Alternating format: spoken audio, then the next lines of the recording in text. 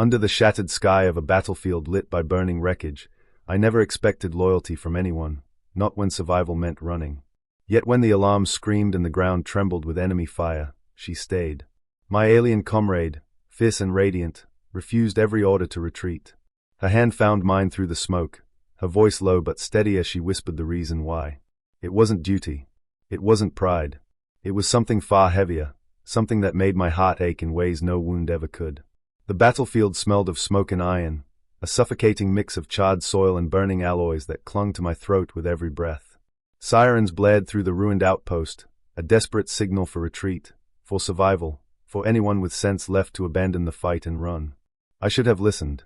We all should have.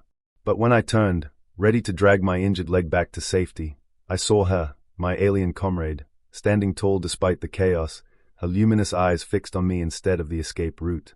Her body was trembling, her armor dented and blackened from blasts, yet she refused to move. It wasn't stubbornness, not exactly. There was something else in her gaze, something raw and unspoken, and I felt a knot of tension form in my chest as I realized she wasn't leaving me behind. The awkwardness between us had always lingered, me, the fragile human soldier among her kind, weaker in every way that mattered on paper.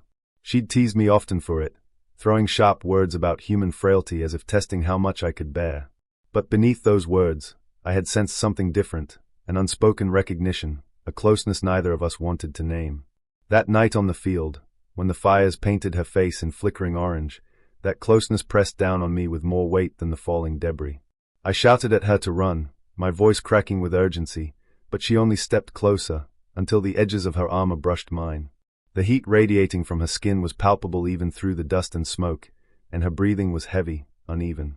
I thought it was fear at first, thought perhaps she was frozen in the same dread clawing at my stomach. But then her hand rose, hesitant, trembling, and rested lightly against my arm. My heart skipped, thundering against my ribs, because in the middle of death's shadow, touch had no place. And yet, she gave it anyway. "I won't leave," she said, her voice low but steady. I froze, more shaken by her words than by the blasts erupting around us. My mind raced, trying to reconcile her tone with the reality of the moment. It wasn't defiance. It wasn't duty. It was something else entirely. A confession hidden behind stubbornness. I wanted to argue, to demand she go for her own survival, but the words tangled in my throat as I looked into her eyes.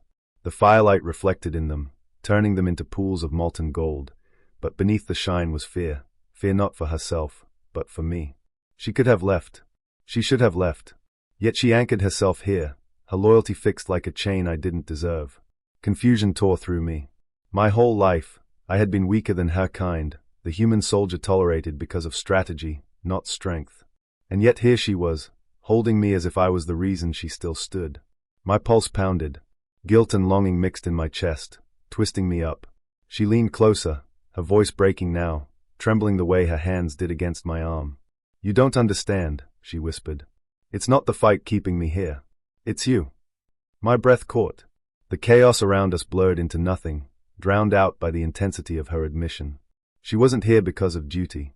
Not because of some alien code of honor. She was here because of me. A human too weak to match her stride, too fragile to survive without her shield, and yet, somehow, the one she had chosen not to abandon. "If you fall, I fall," she added, and the words cut through me sharper than shrapnel. My chest ached with the weight of them, and my eyes burned as I realized the truth. She meant it. Every trembling syllable was her heart laid bare, her strength cracked open to show a softer truth she'd never dared speak before. I wanted to push her away, to demand she save herself, to make her choose survival over me. But when I opened my mouth, all that came out was a choked whisper. "Why me?" Her lips curved into the faintest, broken smile, a smile that didn't match the fire and terror around us.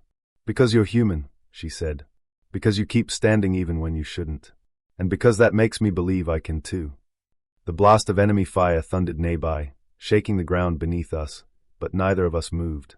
Her hand gripped mine now, firm and unyielding, her trembling stilled by the weight of her confession. My heart ached, not from fear, but from the unbearable warmth of her trust. The choice clawed at me: drag her to safety and risk her life for mine, or let her stay and accept the bond she offered. Every instinct screamed for sacrifice, for pushing her away in the name of her survival. But her eyes begged me to understand, to accept what she had already chosen. The battle roared around us, but for that moment, it was just her and me, standing on the knife's edge of destruction. I felt her strength pressing against my fragility, and instead of shame, I felt something else, a surge of humanity, of hope, of love unspoken but undeniable. I squeezed her hand, my voice breaking as I whispered back, "Then we stand together." Relief flooded her features, softening the hardness that war had carved into her. She leaned forward until her forehead rested lightly against mine, a gesture that carried more intimacy than any embrace. Her breath mingled with mine, steadying, grounding, a promise that transcended words. The battle still raged, the fires still burned, but in that fragile closeness, the world shrank to the rhythm of two hearts beating against the odds. Whether we lived or died didn't matter in that moment. What mattered was that she had chosen me, and I had chosen her in return. Humanity, fragile as it was, had given her something her strength could not, and in her refusal to leave, she had given me the greatest gift of all. When the dawn finally broke, casting light across the smoldering ruins, we were still there, side by side, scarred and weary, but alive. She had not left, and I understood then that she never would.